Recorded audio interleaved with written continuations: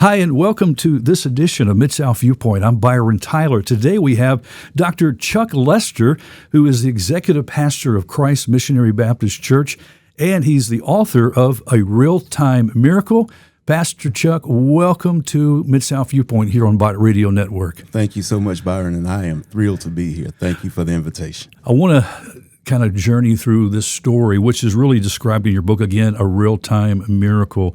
We want to also give credit to Dr. Deneen Lester, credited for wife hacks. We're going to talk about wife hacks in just a little bit here. Take us back to the moment you first realized that there was something seriously wrong with your health. It's actually the first chapter of the book. We were in the pandemic. We both tested positive for COVID.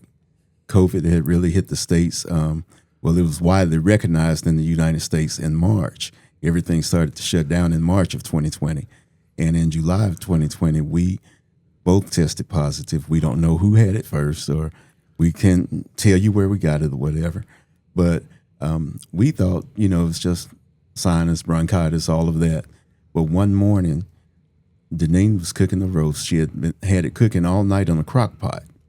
And when she cooks a roast, you can smell it all over the house. I know. All over the house. Yes, you know about that. And we couldn't smell it. And I said, Deneen, can you smell that roast? Are you cooking the roast? And she said, yes, I'm cooking it, but I smell it a little bit.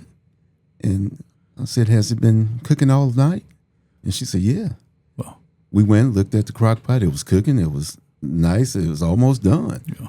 But I couldn't smell it. Yeah. So I sprayed some Lysol, and I couldn't smell that either. Yeah. And if you can't smell Lysol, something's going on. Something's up. And I sprayed it thick. I mean, as thick as I possibly could, and closed my eyes, walked right into it, and couldn't smell it. And I said, Deneen, we have COVID. Wow. And that's when we knew something was going on. But outside of my smell and taste, no other symptoms. I had no other symptoms. My wife did, but I had none. But you quickly digressed in the way you felt, right? It wasn't long, and you were soon in the ICU unit, hooked on a ventilator, and you were on a ventilator for 42 days. 42 days. And actually, I never felt bad. I was checking my wife's oxygen because she had all of the symptoms. I was pretty much asymptomatic outside of the taste and smell being gone. I was taking care of her. I had made something to eat that evening, fed her, checked her oxygen. I decided I was doing some work actually on my laptop and decided I'd check my own. I checked it. It was low. Checked it throughout the night. It was fluctuating. My oxygen was. Decided to go to the hospital the next morning. My wife said, call the paramedics, don't drive. Long story short. And I said, why? And she said, well, I don't want you driving, then your oxygen is fluctuating. Right. I said, okay, makes sense. Yeah. We called the paramedics. They came. They gave me some oxygen. It was up to 100. I felt like Superman. They said, Miss Lester, we think we better take him with us. Wow. And I said, wait. And they said, no, we think you better come on with us. Walked out, actually jogged out to the ambulance trying to prove to my wife I was okay. Got to the hospital. The doctor checked me, said, we need to put a CPAP on you. And I said, well, listen, doctor, I don't. And he said, no, we need to do this because of your oxygen. It's fluctuating pretty bad. Right. And I said, okay. I said, well, whatever you do, don't put me on a ventilator. And he said, well, Mr. Lester. I said, no, don't put me on a ventilator. Right. He said, Mr. Lester. And I called my wife. I said, Deneen, the doctors wanted to put a CPAP on me. And I'm telling him and I'm telling you, no ventilators. And she, well, honey, and he's Mr. Lester. I'm like, no honey from you, no Mr. Lester from you. I do not want to be placed on a ventilator. Right. He said, well, let's do the CPAP. The CPAP, they had me in another room. The CPAP was coming down. I heard someone say, Mr. Lester, are you okay? Yes, I'm fine. The way I remember it, I heard someone say, Mr. Lester, do you know your name? And I said, yeah, my name's Chuck Lester. Chuck, does Cornelius ring a bell?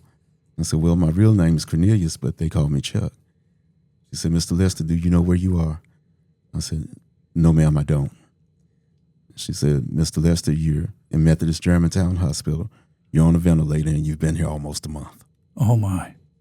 And you don't recall any of that? I don't recall any of that on this side. Yes. But that's how all of it started. It's a journey here. Like I said, we're going to share this today. Yes. In the chapter titled The Dreams and Attending My Own Funeral. Yes.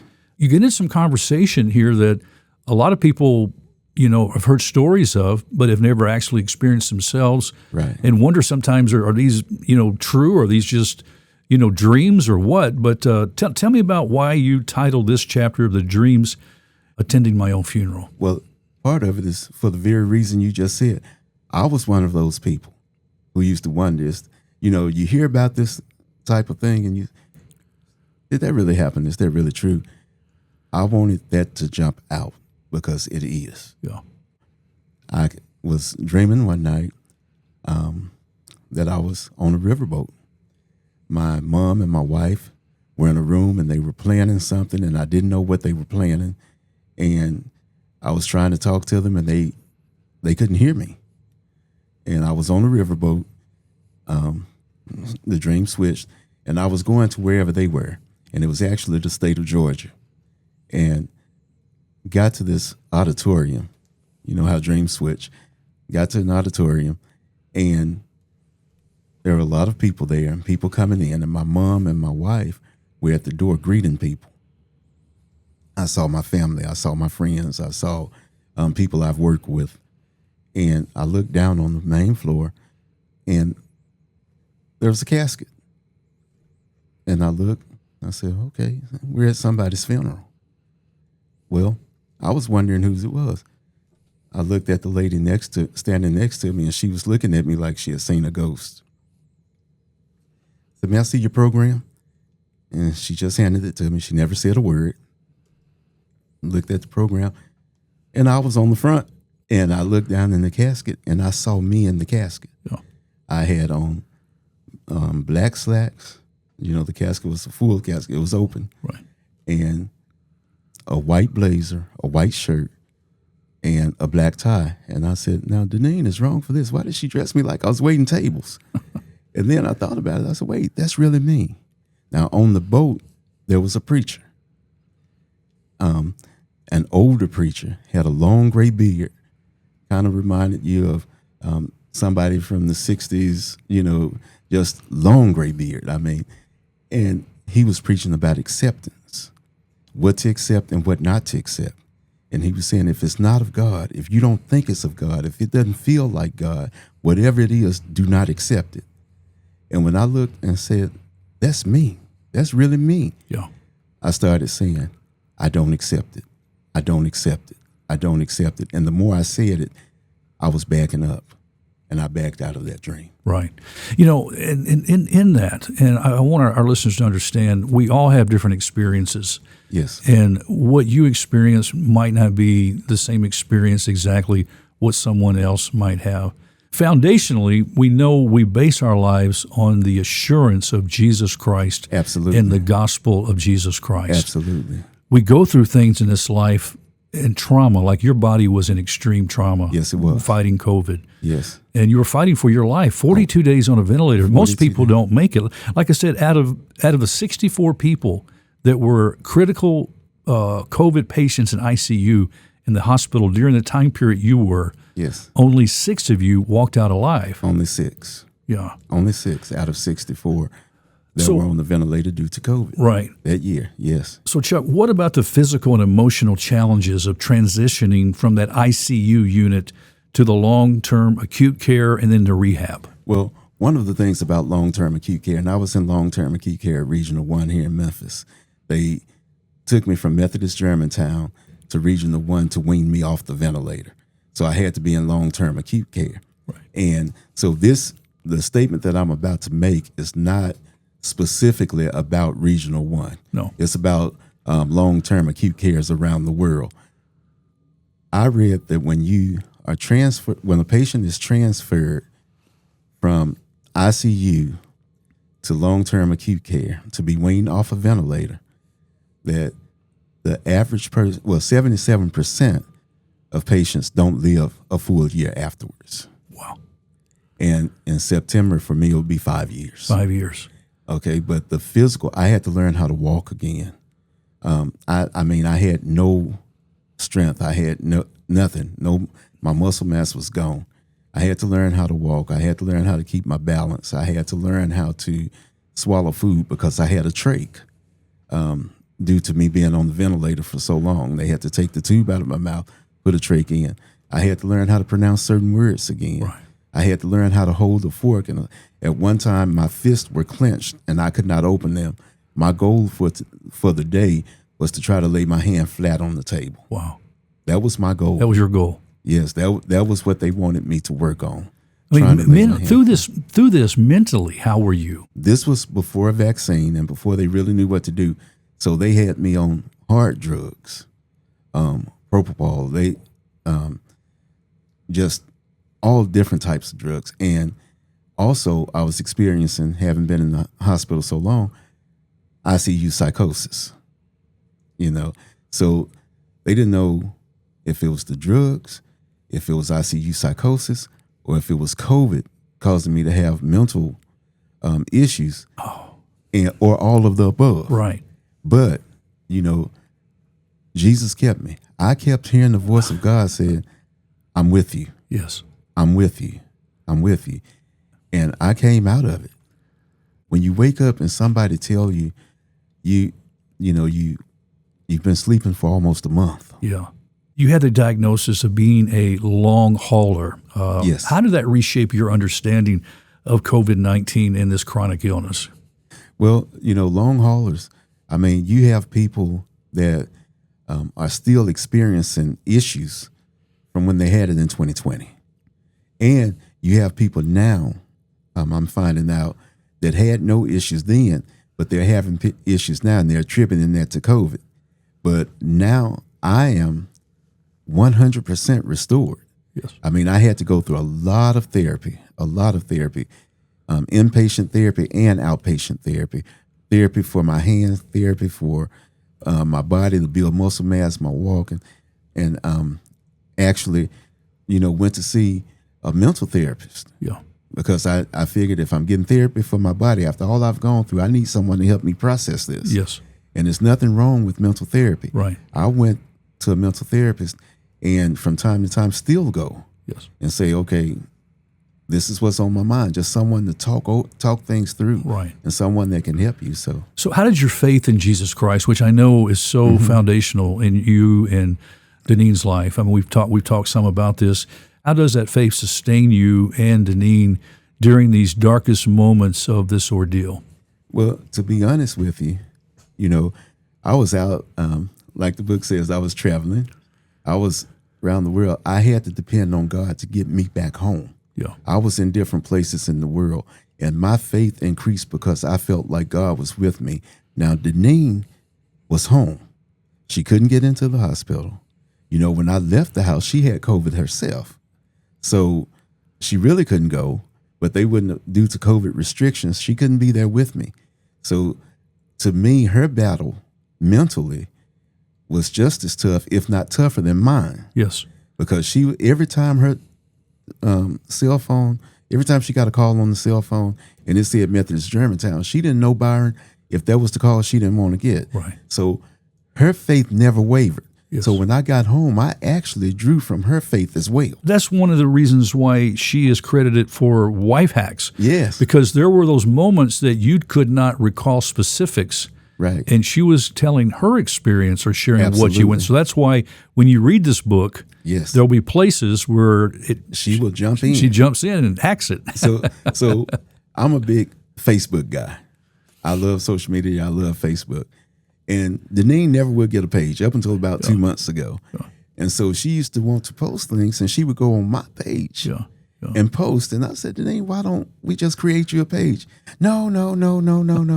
I'm like, why are you always hacking my page? And so she started making posts, and she would put on my page, wife hack, to let people know that it was from her. And so I wanted her to co-author the book with me. And she said, no, you tell the story. You tell the story. You be the author. And I said, well, listen, why don't we do this? As I write and you read, why don't you jump in and tell your part of what I'm talking about? And just hack the book, Yeah. and we'll call it Wife Hacks, Oh, because I I love really it. wanted her to be in on this project. Oh, I with love me. that. Chuck, what was the most difficult chapter for you to write?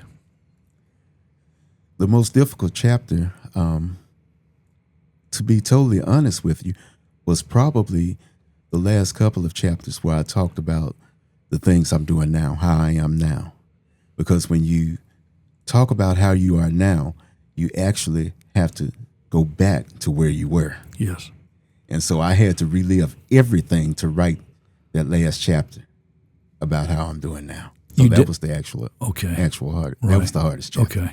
You dedicate the book to your parents, Alice and Jerome Kerr. Yes. How did they influence or support your role in this journey?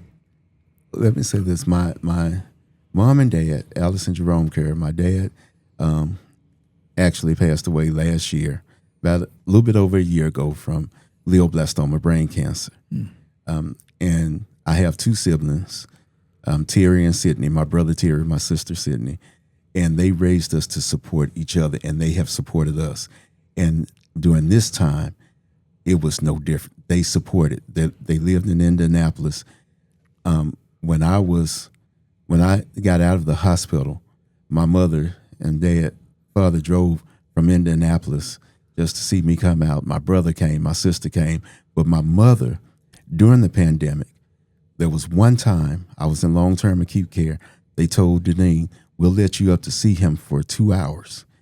And my mother said, "Do you think they'll let me come up and see him with you?"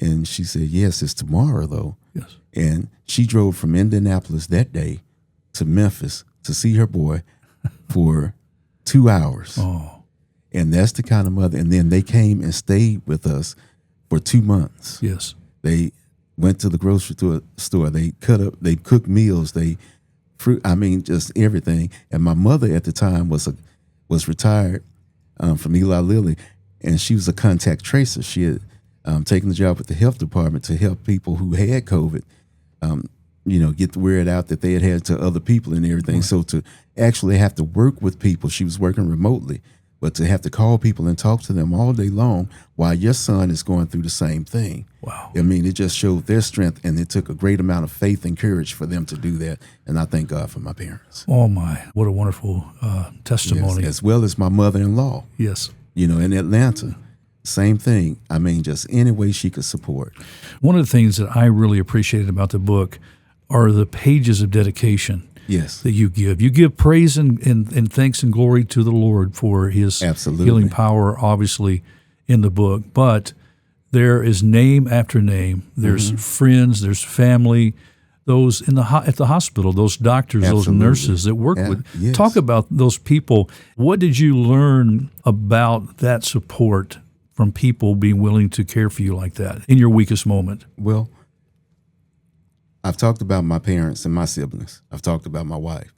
So if I could talk about my in-laws for a second, my mother-in-law, anything she could do, anything we needed, she was there for us. Her name is Lula Alston. She's in Atlanta. My wife's aunt, Garnett Hobson, she retired from nursing last year.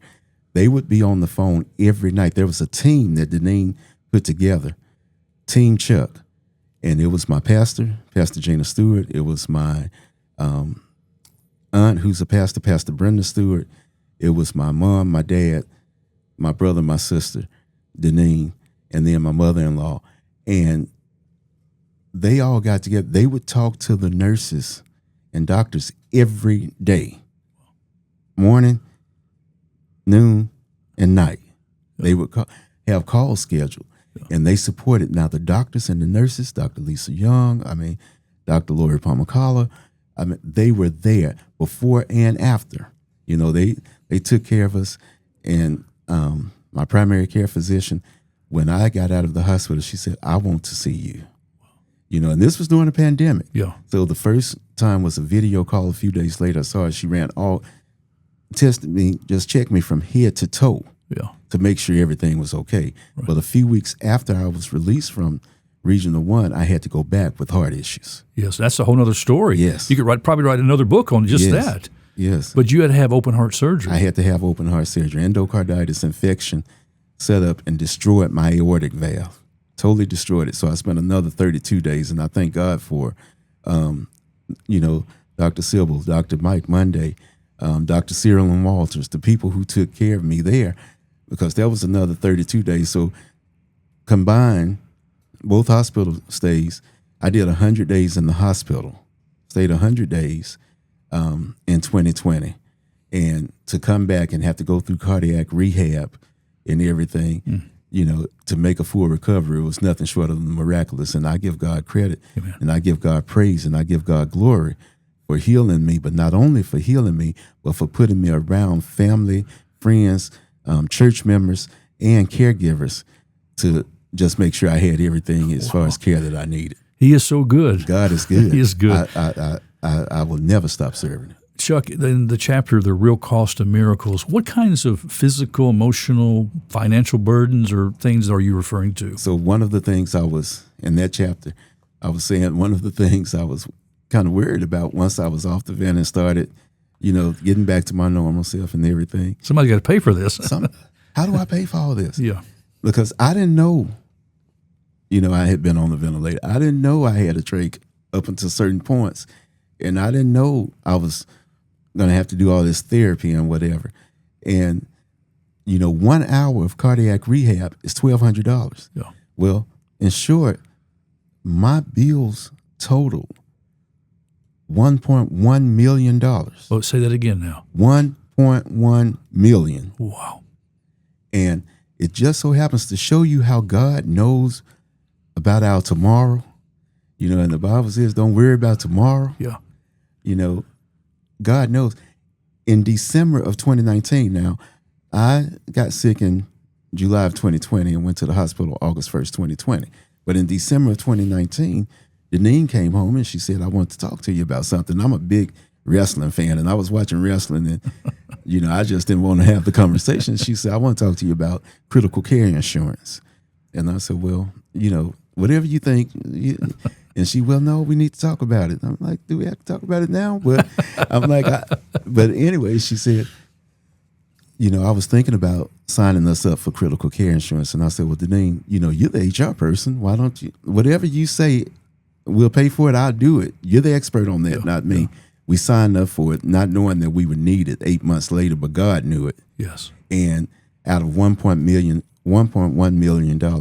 our bills totaled $3,100. The ones we had to pay out of pocket. $3,100. Yeah, you had write-offs. I don't know how all of it was paid, to be honest with you. The insurance paid some. The hospital was writing some off due to COVID being new and so many people. And all I know is God made it happen. I would call and say, what do I owe? They would check with finance and come back and say, no patient responsibility. Because the Father took care of you. The Father took care of me. Yes. Even to the point, my cousin worked for one of the hospitals, and she would come down. I can't see without my contacts. I can't see anything, I just see blurs. And she would come down every morning and put my contacts in my eyes. She made sure that my wife was they were communicating with my wife, who was communicating with the optometrist about getting some special glasses for me. Yes. To be able to see during that time because my eyes were bloodshot. Yes. And all of that was paid for. Wow. People like, no, we're not going to charge them for this. We know what you all are going through. All going back to God. Praise God. Okay, Chuck, if someone currently is going through a critical illness right now, maybe a family member, or it's like supporting a loved one who is, what words of encouragement do you have to offer them? Don't give up. Don't give up. Don't give up on the person. Don't give up on yourself as a caregiver, and definitely don't give up on God. Because a lot of people thought I wasn't going to make it, but God has the last word, and God knows your end from your beginning. Yes, and God is in control of everything. I know we get tired as caregivers. I know we get tired when we're going through illnesses. And, my coronavirus was COVID, but a lot of people have corona, but it could be it could be marital issues. It could be issues with your children. It could be job loss, anything. But whatever you're going through, whatever that corona is in your life, don't give up, because God is greater than any corona. Amen. The book is called A Real-Time Miracle. It's written by Pastor Dr. Chuck Lester with Wife Hacks by Dr. Deneen Lester. Together they wrote this book. This is a wonderful story of God's grace, His power, and working. We do give Him praise for that. We do. Dr. Lester, thank you so much for sharing your story with us. Thank you for having me. And if friends want to get a copy of this book, what can they do? They can go on Amazon and just look up A Real-Time Miracle by Chuck Lester or by Deneen Lester. It's under both of us because both of us are authors. And just order the book. It'll be there within a couple of days. Or I'm on Facebook. Reach out to me personally if you don't shop Amazon, and we'll get you one. You mentioned, Chuck, that your wife is involved with human resources. Dr. Deneen Lester has her own TV show, Let's Talk HR with Dr. Deneen, Mondays on Comcast Xfinity Cable Channel 17 from 8 to 8:30 p.m. And she's still doing the show? She's still doing that show, and it's also on YouTube. You can view it on YouTube under the channel of the same name, Let's Talk HR with Dr. Deneen, at any time. God bless you, my brother. Thank you so much. Thank you so much for having me, and thank you for all that you do in ministry as well. Thank you so much. Well, friends, that's all the time we have on this edition of Mid-South Viewpoint. Thanks for stopping by. I'm Byron Tyler, and we'll talk to you next time. Bye-bye.